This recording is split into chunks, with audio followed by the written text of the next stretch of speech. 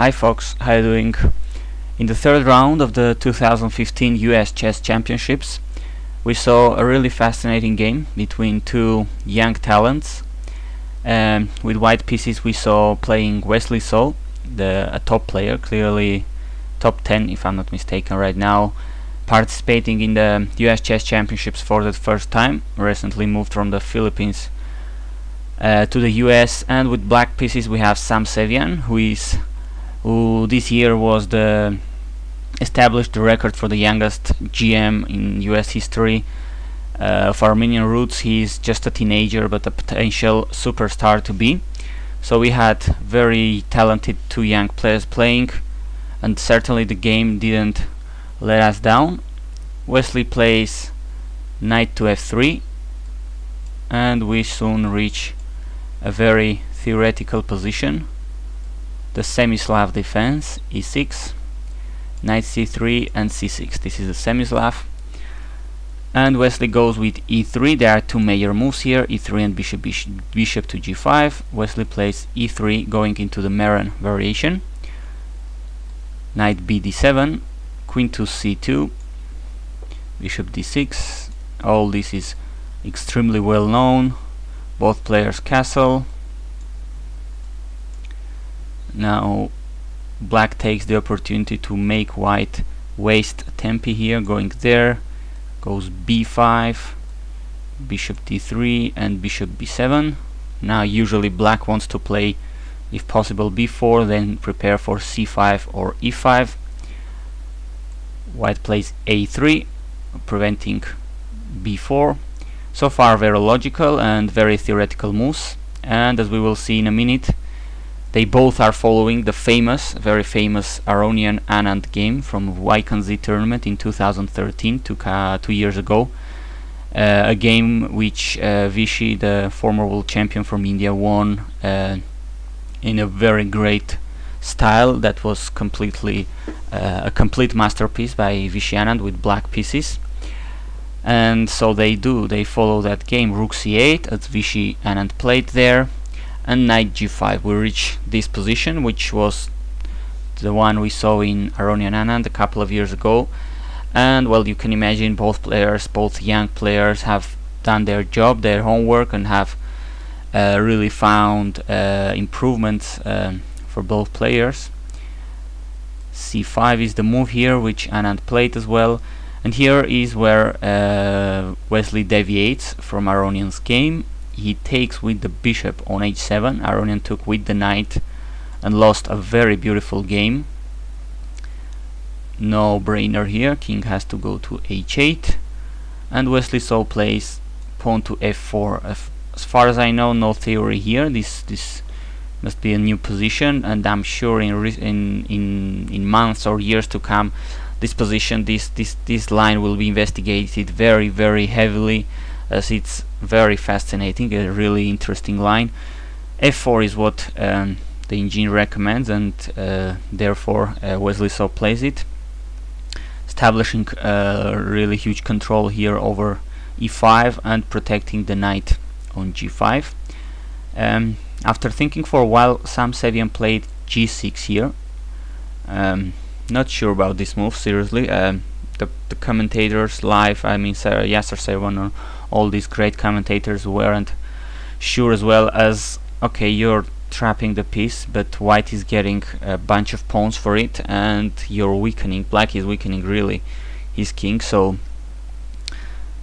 bishop takes g6 was played here, f takes. That's already 2 pawns for a piece, and look at this, black has another 3 pawns hanging right now, b5, e6, g6. White will collect, you can imagine, I mean 1 or 2 at least of them.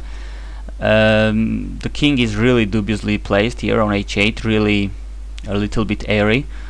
Yes, in exchange black has a strange active position, strangely active pieces, because okay, you have the knight, the rooks, the bishop here on b7, but in exchange your king is really exposed here.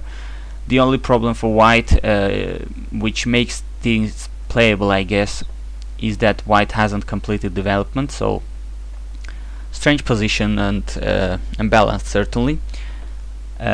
Wesley So took the pawn on b5 first with the tempi, attacking the bishop on d6, and So-Sevian plays queen e7, and well, a move that the computer doesn't like really.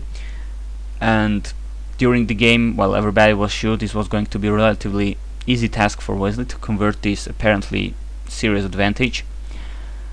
Wesley here took on g6 immediately with the queen, while the computer for some reason prefers to deviate the queen from e7 and then taking on g6.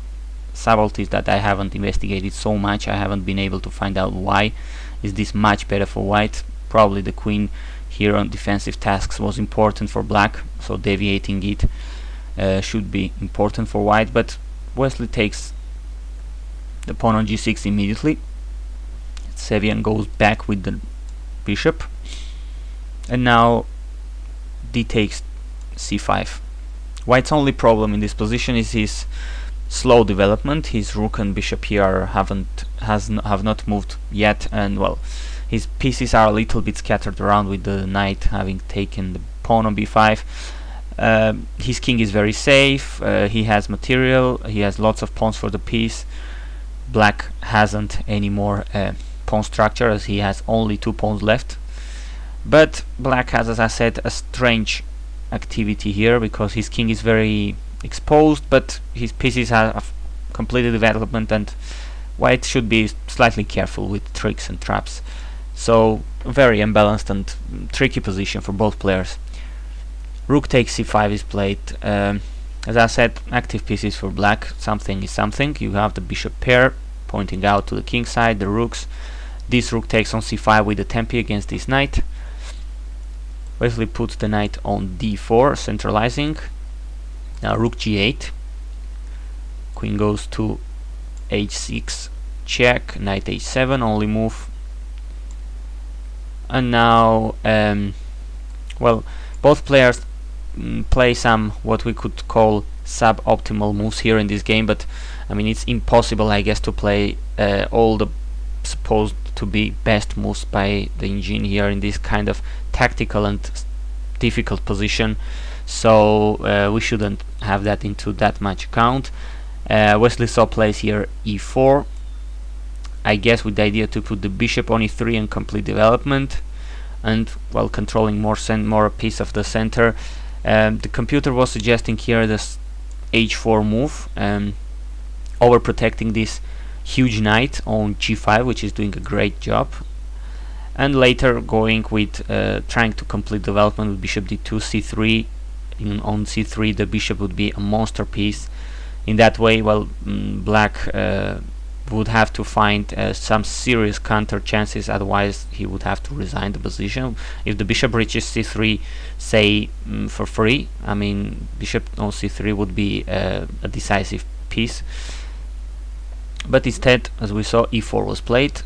Now knight to f6, bringing the knight into the center, attacking e4 for instance, defending a7, whatever. Wesley plays b4, and here, well, I guess there is not much choice. You can't play passively and let white put the bishop on b2, which would be absolutely terrible. So-Sevian sacrifices the exchange on g5, taking with the rook. F takes, and here, well, a good move, probably not, maybe not in the best move order, but So-Sevian's idea is certainly a good one. Here he plays bishop to e5, taking control of the huge big dash squared diagonal from a1 to h8 first, before white does it on his own turn with bishop to b2. You're attacking the knight on d4, which is pinned, by the way, so seems a certainly good move. Wesley So plays bishop to b2. Now knight to g4. This is getting very tricky. I mean, it was very tricky from the beginning, but this is getting seriously complicated. Black is attacking the queen and h2 as well, so we reach really a turning point here in the game. 24 moves have been played. Wesley So have been doing well here so far. I mean, the position is quite complicated, but the computer was favoring him. So but at this point he plays a move which is not the best apparently, and we're gonna see why. He puts the queen on h5.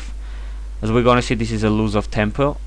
He loses really a move here, because now black just takes on g5 with the queen, offering a queen exchange, which would be a very nice looking endgame for black had it been taken. I mean, if queen takes, knight takes, black is really looking very good in this endgame. 2 pieces for a rook and a couple of pawns, but seriously active pieces. I mean, both this bishop pair pointing out at the king, this knight is pinned, the rook is looking good, x-rays on the g-file, etc. This is really active and nice position for black. So Wesley chose the less of the evils, the lesser evil, queen h3, but that means you lost a tempi. You could have gone, should have gone to h3 here, not queen to h5, but that's what happened, and that gave So-Sevian a whole tempi, which is perfectly valid for him to make a hugely active position. Bishop pair, rook and queen converging on the g-file. This gave black seriously boosting activity, as you can see, and this is not looking very well as anymore for white. Black plays queen e3 check, finally forcing the exchange of queens. Queen takes, knight takes, and white has all kinds of tricks and traps to face.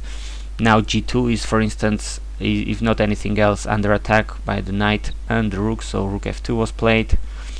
Sevian activates the last of his pieces, or the less active piece in this case, knight g5, and this king is really not feeling very comfortable in the middle of the blizzard here. So the king goes to h1, now knight c4, attacking the bishop, bishop to c3, and finally black takes this pawn with his knight. I mean, this is a huge position. Bishop pair pointing out to the king side, this rook attacking g2 as well, add a couple of very well centralized knights to the position, and a couple of hanging pieces for white right now. The knight is attacking c3, the bishop is attacking d2, I mean d4, and you will get the perfect position crashing for black. Here white is really under some huge pressure. Objectively speaking, it should be really lost. The rook is under attack as well, so the rook goes to f7, trying for some desperate counter activity. This loses a piece, of course. Knight takes c3, white takes on b7, but d4 is hanging, so why not take it? The other rook finally is developed. It goes to f1, rook g7. Of course, further simplifications will only make the position more reasonable for white, so Wesley cannot just afford to exchange rooks. Check, king h7 and g3. e5 is played here. I mean, there are tons of ways of win this, I guess. Rook f to f8, trying to, well, create some kind of activity. Now knight e3, h4. White king is feeling the pressure and, well, pushes the pawn to make some room for him and, well, maybe create some activity against black king, but it's not going to work out, as you will see. Knight e4. These knights are slowly but surely starting to surround this king. Rook h8 check, king g6, h5 check. Now even black king could be an attacking piece in this endgame, joining the mating attack. h6. Well, rook f7 and h7. After rook f1 check, it was all she wrote, 41 moves, and Wesley So resigned the game, giving So-Sevian a huge victory in this third round.